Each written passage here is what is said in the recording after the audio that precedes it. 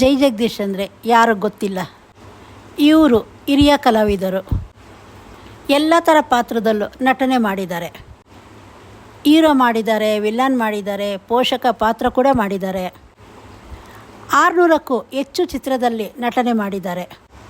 ಈ ನಡುವೆ ನಾವು ಕೆಲವೊಂದು ವಿಡಿಯೋದಲ್ಲಿ ನೋಡ್ತಾ ಇದ್ದೀವಿ, ಅವ್ರಿಗೆ ನಡೆಯೋದಕ್ಕೂ ಕಷ್ಟ ಆಗ್ತಾಯಿದೆ. ಇದನ್ನು ನೋಡಿದ ಅಭಿಮಾನಿಗಳಿಗೆ ತುಂಬಾ ಬೇಸರ ಆಗಿದೆ. ಯಾಕಂದರೆ ಅಭಿಮಾನಿಗಳು ಇವ್ರನ್ನ ನೋಡಿರೋ ರೀತಿ ಹೇಗಿದೆ ಅಂದರೆ, ಒಬ್ಬ ಹೀರೋ ಆಗಿ ಒಬ್ಬ ವಿಲ್ಲನ್ ಆಗಿ ಇವರ ಡ್ಯಾನ್ಸು ಫೈಟು ಎಲ್ಲ ನೋಡಿದ್ದಾರೆ. ಆದರೆ ಈಗ ಇವ್ರನ್ನ ಈ ರೀತಿ ನೋಡೋದಕ್ಕೆ ತುಂಬಾ ಬೇಸರ ತಂದಿದೆ ಅಭಿಮಾನಿಗಳಿಗೆ. ಇವ್ರನ್ನ ಚಿತ್ರದಲ್ಲಿ ನಾವೆಲ್ಲ ನೋಡಿದ್ದೀವಿ.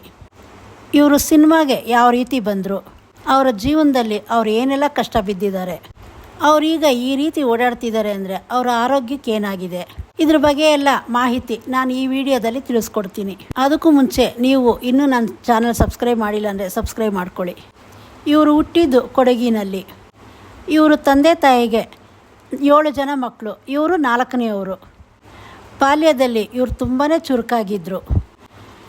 ಇವರು ಬಾಲ್ಯದಲ್ಲಿ ಸ್ಕೂಲ್ಗೆ ಹೋಗೋದಕ್ಕಿಂತ ಜಾಸ್ತಿ ಆಚೆ ಹುಡುಗರ ಜೊತೆ ಆಟ ಆಡ್ತಾಯಿದ್ರು. ಇವರು ಚಿಕ್ಕ ವಯಸ್ಸಲ್ಲೇ ಒಂದು ಗುರಿ ಇಟ್ಕೊಂಡಿದ್ರು, ನಾನು ವಿಮಾನ ಓಡಿಸ್ಬೇಕು, ಪೈಲಟ್ ಆಗಬೇಕು ಅಂತ. ಇದಕ್ಕಾಗಿ ಇವರು ತುಂಬಾ ಕಷ್ಟಪಟ್ಟರು. ಅದಕ್ಕೆ ತರಬೇತಿಯೆಲ್ಲ ತಗೊಂಡ್ರು. ಮತ್ತು ಇವರು ಪೈಲಟ್ ಕೂಡ ಆಗ್ತಾರೆ. ಒಬ್ಬ ಪೈಲಟ್ ಆದವರು ಚಿತ್ರರಂಗಕ್ಕೆ ಬಂದಿದ್ದಾರೆ ಅಂದರೆ ಇದರಿಂದ ಪುಟ್ಟಣ್ಣ ಕಣ್ಗಲ್ ಇದ್ದಾರೆ. ಪುಟ್ಟಣ್ಣ ಕಣ್ಗಲ್ ಅವರು ಜೈ ಜಗದೀಶ್ನ ನೋಡಿ, ಅವ್ರ ವ್ಯಕ್ತಿತ್ವ ಮತ್ತು ಅವ್ರ ರೂಪ ನೋಡಿ ಅವ್ರಿಗೆ ತುಂಬಾ ಇಷ್ಟ ಆಗುತ್ತೆ. ಅವ್ರಿಗೆ ಆಫರ್ ಕೂಡ ಕೊಡ್ತಾರೆ. ಪೈಲಟ್ ಆಗಿರೋ ಜೈ ಜಗದೀಶ್ ಅವರು ನಟನೆ ಬಗ್ಗೆ ಅಷ್ಟು ಅರಿವಿಲ್ಲದೆ ಇರೋ ಇವ್ರಿಗೆ ಅದನ್ನು ಕೇಳಿ ಅವ್ರಿಗೆ ಶಾಕ್ ಆಯಿತು. ಆಗ ಅವರು ಡೈರೆಕ್ಟಾಗಿ ಹೇಳ್ತಾರೆ, ನಟನೆ ಡೈಲಾಗೆಲ್ಲ ನನಗೆ ಬರಲ್ಲ. ಆದರೆ ಪುಟ್ಟಣ್ಣ ಕಣ್ಗಲ್ ಅವರು ಪಟ್ ಮಾಡಿ ಇವ್ರನ್ನ ಚಿತ್ರರಂಗಕ್ಕೆ ಕರ್ಕೊಂಬರ್ತಾರೆ. ಅದಾದಮೇಲೆ ಇವರು ಚಿತ್ರರಂಗದಲ್ಲಿ ಯಾವ ರೀತಿ ಬೆಳೆದ್ರು ಅಂತ ಎಲ್ರಿಗೂ ಗೊತ್ತು. ಇವರು ಚಿತ್ರರಂಗದಲ್ಲಿ ಎಲ್ಲರ ಜೊತೆ ಸ್ನೇಹ ಬಾಂಧವ್ಯ ಎಲ್ಲ ತುಂಬ ಚೆನ್ನಾಗಿ ಇಟ್ಕೊಂಡಿದ್ರು. ಅಂಬರೀಷು, ವಿಷ್ಣುವರ್ಧನು ಮತ್ತು ಇದೇ ರೀತಿ ದೊಡ್ಡ ದೊಡ್ಡ ಕಲಾವಿದರ ಹತ್ರ ಎಲ್ಲ ತುಂಬ ಒಳ್ಳೆ ಬಾಂಧವ್ಯ ಇಟ್ಕೊಂಡಿದ್ರು. ಆಗ ಇವರು ತುಂಬಾ ಸಕ್ಸಸ್ಸಲ್ಲಿದ್ದರೇನು ಇವರು ವೈಯಕ್ತಿಕ ಜೀವನದಲ್ಲಿ ತುಂಬಾ ಸಮಸ್ಯೆಗಳು ಎದುರಿಸಿದ್ದಾರೆ. ಇವರು ಮದುವೆ ಆಗ್ತಾರೆ. ಮದುವೆ ಆದಮೇಲೆ ಇವರು ಅಷ್ಟು ಸಂತೋಷವಾಗಿ ಇರಲಿಲ್ಲ. ಅದರಿಂದ ವಿಚ್ಛೇದನ ತೊಗೊತಾರೆ. ಆ ವಿಚಾರ ಇವ್ರಿಗೆ ತುಂಬಾ ನೋವು ತಂದಿತ್ತು. ನೋವಲ್ಲಿದ್ದ ಇವರು ಆ ಸಮಯದಲ್ಲಿ ನಟಿ ಮತ್ತು ನಿರ್ದೇಶಕಿ ವಿಜಯಲಕ್ಷ್ಮಿ ಅವರು ಇವ್ರ ಜೀವನದಲ್ಲಿ ಬರ್ತಾರೆ. ಇವರು ಡಿ ರಾಜೇಂದ್ರ ಬಾಬು ಸಿಂಗ್ ಅವರ ಸಹೋದರಿ ವಿಜಯಲಕ್ಷ್ಮಿ ಸಿಂಗ್. ಜೈ ಜಗದೀಶ್ ಅವರು ವಿಜಯಲಕ್ಷ್ಮಿ ಅವರು ಮದುವೆ ಆಗ್ತಾರೆ. ಇವರಿಬ್ರಿಗೂ ಈಗ 3 ಹೆಣ್ಮಕ್ಳಿದ್ದಾರೆ. ಜೈ ಜಗದೀಶ್ ಮೊದಲನೇ ಹೆಂಡತಿ ಮಗಳು ಅರ್ಪಿತಾ, ಅವ್ರನ್ನೂ ವಿಜಯಲಕ್ಷ್ಮಿ ಅವರು ತನ್ನ ಮಗಳ ಥರನೇ ನೋಡ್ಕೊಳ್ತಾರೆ. ವಿಜಯಲಕ್ಷ್ಮಿ ಅವರು ಜೈ ಜಗದೀಶ್ ಅವ್ರಿಗೆ ತುಂಬಾ ಸಪೋರ್ಟ್ ಮಾಡ್ತಿದ್ರು. ಇದರಿಂದ ಜೈ ಜಗದೀಶ್ ಅವರು ನಿರ್ಮಾಪಕ ಮತ್ತು ನಿರ್ದೇಶಕನೂ ಆಗ್ತಾರೆ. ಜೈ ಜಗದೀಶ್ ಅವ್ರಿಗೆ ಅವರು 4 ಜನ ಹೆಣ್ಮಕ್ಳೇ ಅವರ ಪ್ರಪಂಚ. ಇವ್ರಿಗೆ ಎಷ್ಟೇ ಸಮಸ್ಯೆ ಇದ್ರೇನು ಇವರು 4 ಜನ ಹೆಣ್ಮಕ್ಳು ನೋಡಿ ತುಂಬಾ ಸಂತೋಷ ಪಡ್ತಾರೆ. ವಿಜಯಲಕ್ಷ್ಮಿ ಅವರು ನಿರ್ದೇಶನ ಮಾಡಿ ಈ 3 ಜನ ಹೆಣ್ಮಕ್ಳಿಗೆ ಒಂದು ಚಿತ್ರ ತೆಗಿತಾರೆ. ಅದೇ ಯಾಣ ಅನ್ನೋ ಸಿನಿಮಾ. ಜೈ ಜಗದೀಶ್ ಅವ್ರಿಗೆ ಗಂಡು ಮಕ್ಕಳಿಲ್ಲ ಅನ್ನೋ ಕೊರಗು ಯಾವತ್ತೂ ಬರಲಿಲ್ಲ. ಅವರು 4 ಹೆಣ್ಮಕ್ಳನ್ನು ಗಂಡು ಮಕ್ಕಳ ಥರ ಸಾಕಿದ್ದಾರೆ.